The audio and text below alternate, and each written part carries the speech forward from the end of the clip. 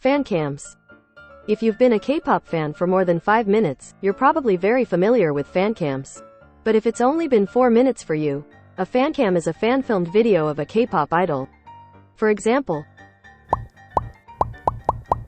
However, the fan part of fancams has gotten a little loose in recent years, as the most popular fancams are those filmed professionally by music shows. Dozens of fancams every week, from every music show, all shot in full 4K.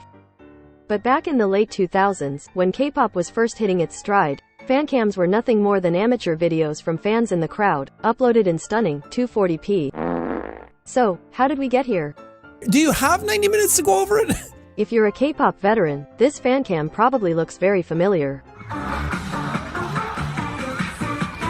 It is, of course, SNSD Yuri's Oh fancam. Despite what the comments want you to believe, this is not the first fancam in K-pop.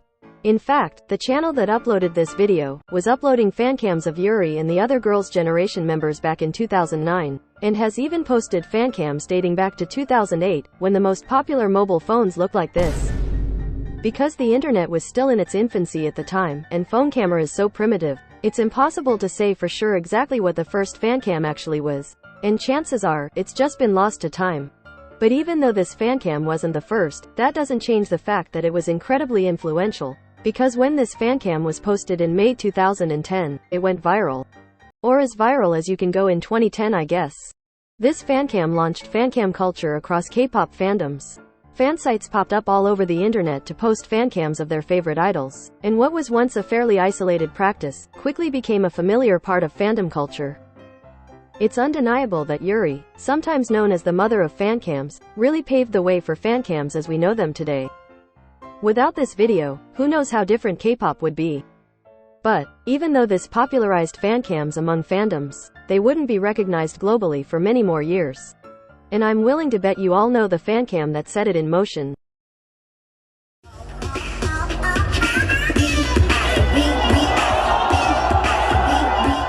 If somehow you're not one of the 37 million views on this video and you don't recognize this fancam, this is EXID Hani's Up and Down fancam. Easily one of, if not the most famous fancam in the history of K-pop. When it was posted in October 2014, EXID exploded in popularity. Up and Down shot to the top of the charts, and EXID, a group that had been close to disbanding just months earlier, was now one of the biggest groups in K-pop. It's likely that without this fancam, EXID would have disbanded without a single win. But this fancam had way more impact than just catapulting EXID's career. It changed the K-pop industry completely. This was the first time the power of fancams was truly realized. Suddenly, a video from a random fan had the power to make or break a career. And EXID wasn't the only group to prove it. Take this G-Friend fancam that had their song Me Gusta 2 shooting back up the charts, and garnered them a massive amount of attention. Or the numerous fancams of Blackpink's Jennie that labeled her a lazy dancer, a title that has sadly followed her for her entire career. Most recently is Billy's Suki's viral fancam, that brought attention to her and her group thanks to her incredible facial expressions. Fancams have power, and the industry damn well noticed. While Mnet had been posting fancams on their channel M2, all the way back in May 2014, it wasn't until the start of 2015 that they began posting much more professional-looking fancams on the channel Mnet TV. And they went absolutely crazy with it. And if you think I'm exaggerating, I am not. They literally posted nothing but fancams for 6 months. 6 months. I am so serious. It's not difficult to understand why Mnet were so passionate about these fancams. After all, they were incredibly successful, even producing one of the most viewed fancams of all time, Bae Suzy's love song fancam. What I find most interesting about these early fancams though, other than the sheer amount of them, is the fact that they were all filmed horizontally. Not that that was unheard of. Plenty of fan-filmed fancams were filmed horizontally too, but I find it interesting that despite the massive success of Hani's fancam, that was filmed vertically, Mnet still chose to film theirs horizontally. Not that it lasted very long. By the end of 2015, fancams had completely stopped being posted on Mnet TV, with the more traditional fancams gaining popularity over on M2. But horizontal fancams didn't disappear completely. They just rebranded.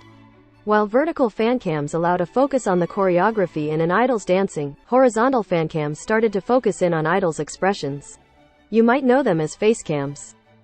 Even though vertical fancams are definitely the ones that most people, both K-pop and non-K-pop fans alike, are most familiar with.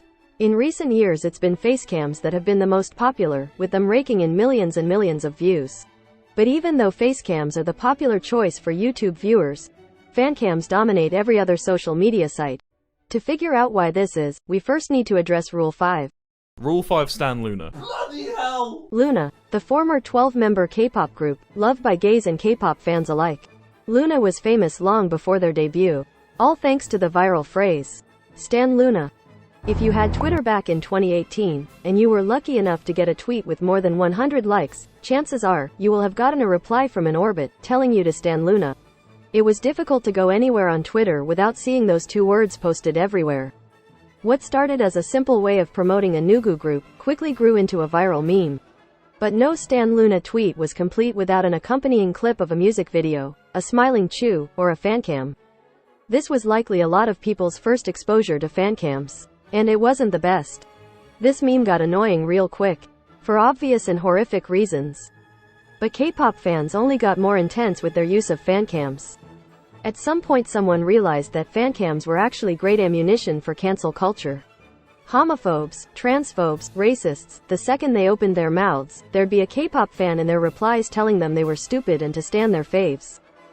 It worked. After all, there's not much you can say in reply to a video of Subin Duan. But this tactic was definitely a double-edged sword, with many K-pop fans using fancams to deflect valid criticism of themselves. It didn't garner us the best reputation. This bad reputation continued until the tragic events of May 2020. Massive protests in Minneapolis over the death of George Floyd. George Floyd was killed in police custody. Mass protests have sparked a global movement against racial discrimination. I was hesitant to talk about this because it's such a sensitive topic. But it didn't feel right to talk about fancams without acknowledging their role, and the role of K-pop fans in general, during the Black Lives Matter protests. On May 31st, the Dallas Police Department made a tweet asking for people to send in video of illegal activity from the ongoing protests. Less than a day later, they tweeted again.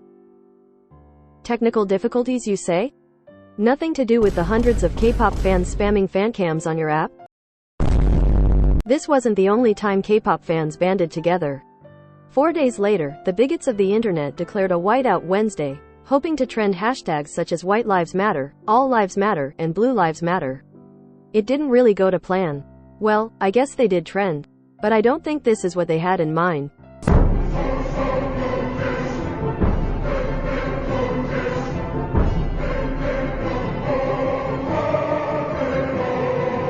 Suddenly people were rejoicing at the sight of fancams on their timelines.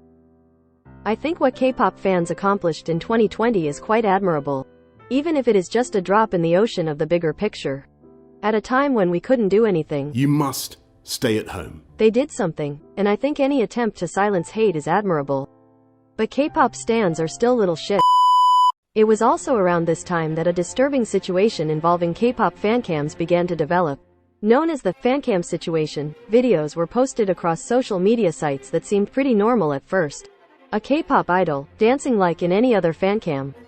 But within seconds, the fancam would cut out, replaced by a disturbing clip. Sometimes it would just be a creepy jump scare. But others were much, much more sinister. It was all likely organized by a cult, trying to spread fear in online communities. These fancams popped up on Twitter, Instagram, and eventually TikTok, exposing potentially thousands of people to truly horrific content. I'm very lucky that I didn't see any of these videos at the time, so I can't imagine what the people who weren't so lucky had to go through. Thankfully, K-pop fans got on this very quickly, immediately sharing accounts to block, and tactics to avoid seeing any videos, saving hundreds, myself included, from being forced to see any of this content. At this point, fancams had completely taken on a life of their own. No longer did they represent K-pop alone, and they had evolved from being fan-filmed clips to fan-made edits. The most famous example of this being the fuck it fancam trend. Modern fancams are a big part of internet culture. Every fandom has their own fancams and they're practically impossible to avoid. Another interesting, and maybe unexpected trend that fancams created, is the ending fairy. Yep, the ending fairies we know and love originated from a fancam. This fancam, at the end of her performance of Into the New World by Girls' Generation, Produce 101 contestant, Young Chaeyeon, looked into the camera, and smiled. This simple, yet charming act gained her the nickname, Ending Fairy. Before this, no one really cared about the last shot of a performance. Idols just held their positions for a few seconds, and that was that. But now, ending fairies are a staple of K-pop, with many idols actually practicing them backstage, because a good, unique ending fairy can get millions of views. It's crazy to think that it all started from a fancam. And that pretty much brings us up to date. Over the course of 15 years, fancams have transformed drastically. From a fan hobby to an industry-wide practice. From a fandom niche to an internet-wide phenomenon. But the one thing that has always remained is the camera always blocking the view. It's so fucking annoying.